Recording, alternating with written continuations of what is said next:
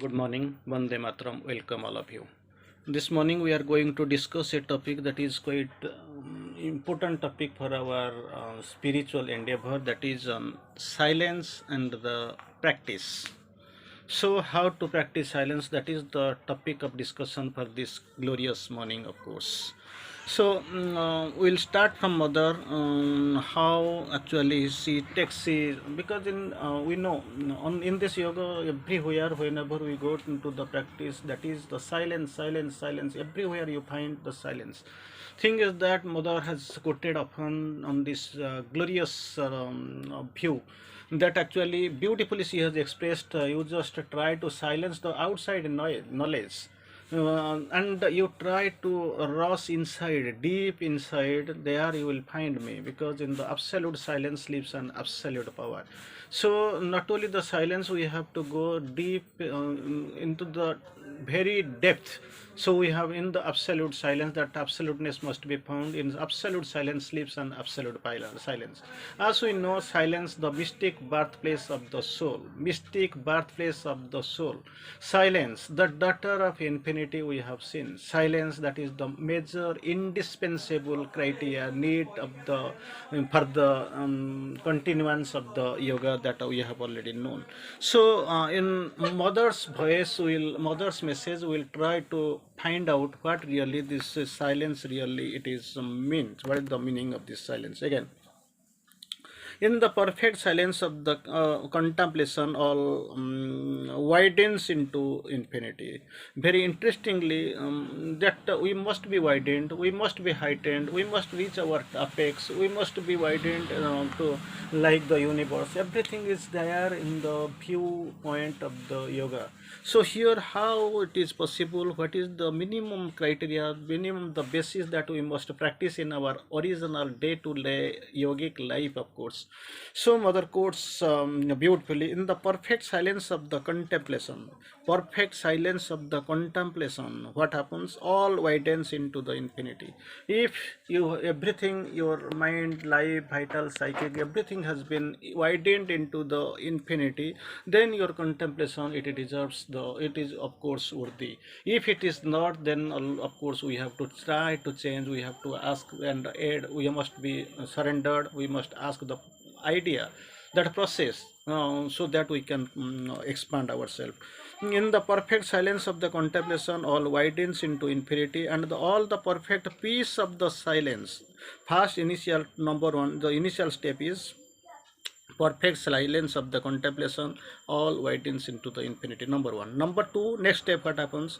In the perfect peace of that silence, perfect silence, in that silence, perfect peace of the divine appears in the resplendent glory of his light. Perfect peace, with being accompanied with the resplendent glory of his light. So initial better condition, that is the perfect silence. Out of that perfect silence, perfect peace will come, and in that peace, of course, silence and peace, there will be the aspect of resplendent glory of the light. Again, it is in the silence that the soul best expresses itself. Until now, we don't know how the express, how and when and how, where the soul expresses itself or manifests itself. That is a criteria, but it is in the silence that the soul best expresses itself. That is that for that expression, best expression of the soul, the absolute silence is mandatory. It is expected. Again, mother quotes beautifully, it is in the silence of the complete identification with the divine. It is in the silence of the complete identification of the divine, that you, this point you have to take care of. Complete identification with the divine. In the silence, the true understanding is obtained. Here, whatever we have known, we have learned, we have understood, we have discussed, we have analyzed, that is only the book of knowledge. But thing is that perfect and true understanding will be obtained only in the complete identification of the with the divine, and that has to take place in the complete silence only. Again, with words one can at times understand. With your speech, your class, your expression, your explanation, everything. Sometimes it is, at times it is understood, but only in the silence one knows. If that spiritual silence is prevailing over you and the surrounding or environment, then actually what happens, this true understanding is obtained. Again, with words one can at times understand, but only in the silence one knows. In the silence you have to, you know the divine, its working, its construct, everything must be known only in the silence. Again, silence. What is the real definition of silence? How can we be able to define silence? What? Simply silent. Silent. Teacher is teaching silence. People are keeping quiet. Means there is no external sound. But thing is that their mind and the life and body, it is working on its own way. There is no other go. It is not silenced. So you feel teacher is teaching a lesson every time. All the classes of people are attending, but at the right end, at the 11th moment when the result is coming out, the result is something around 40%. So how the silence is working? And here the two definition of silence, the condition of the being when it listens to the divine. That is what, not the condition that you are listening to your teacher, your parents, your friends, your something. That is a part, but thing real silence, the condition of a being, of the being when it listens to the divine. That is the criteria, that is what the need of the time. Again we'll see, of course, the second phase, mother course, work done in true spirit is meditation. Work done in contact is meditation. We stress maximum on, of course, in contact in meditation. So many ways we see, but what really it indicates, work silently. What is there? Silently, naturally, nobody is there. You are silent, working silently. Is that proper? That spiritual silence? That's what is defined by or explained by the mother. But we'll see how the mother really focuses upon. For the sake of the sadhana, number one, for the sake of the sadhana and for the sake of work, two words. For number one is for the sake of sadhana and for the sake of work, it is always better to work silently. You must work, you must be have the right attitude, and you must have the right concentration, right, of course, contact with the divine, and everything must be done in the ample of silence, in the abundance of silence, true silence. When there is some work to do, the less one speaks, the better it is. Work you have to go on, you have to work. So less, talk less and work more. That is the mantra for this sadhana. So when when there is some work to do, the less one speaks of it, the better it is. Again, same way, same method, same process. Mother has quoted, mother has explained. Talk as little as possible, work as much as you can.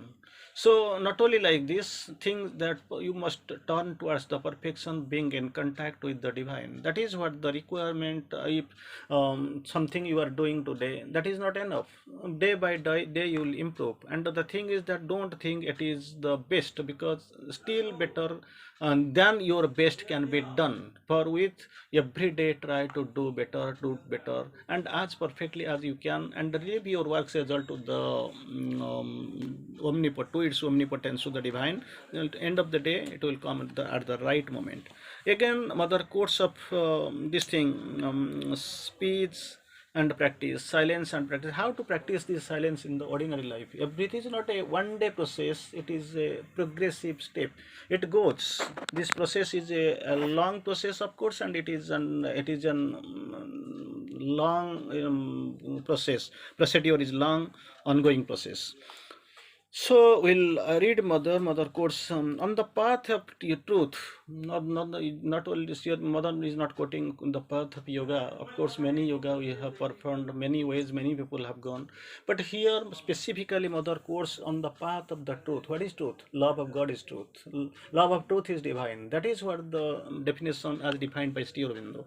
Here on the path of truth, we are going. That is, there is no chance, no place for falsehood. On the path of truth, in order to know more, you must put into practice what you already know. something you know, something you see. In many ways you are trained, you are little bit developed, you have got your knowledge, and what best you know that must be put into practice. A drop of practice, already we have seen, a drop of practice, next one, is better than an ocean of theories, advices and good resolutions.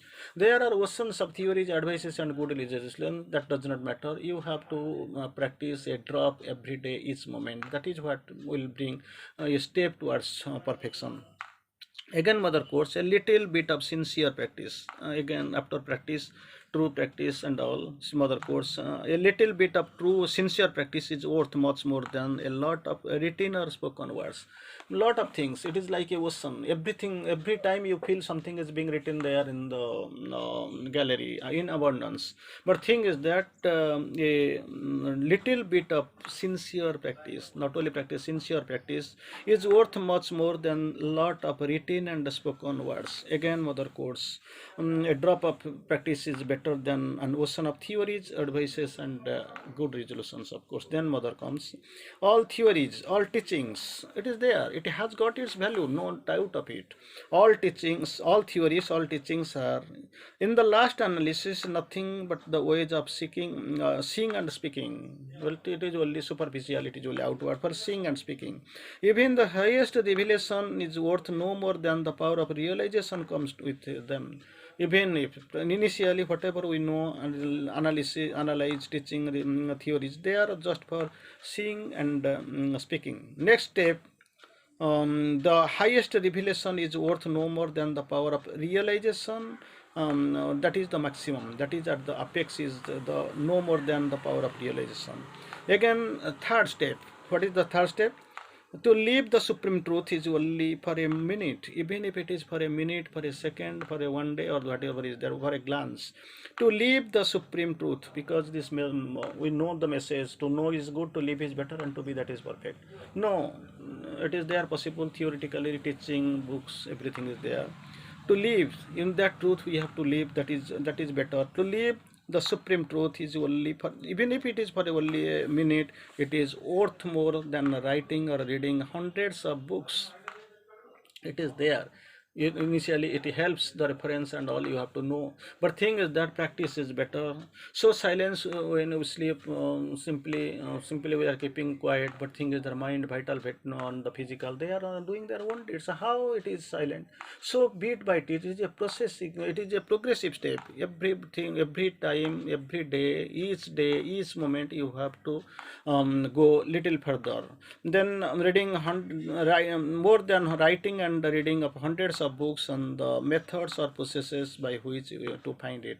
Many times we get research, theoretically books are there, we go to library, so many books are there, we keep rendering, we keep of course utilizing everything. But thing is that better you practice, even if a drop, even if a little bit. So the practice is better than theoretically moving 100 steps, 1000 steps, or reading and writing hundreds of books.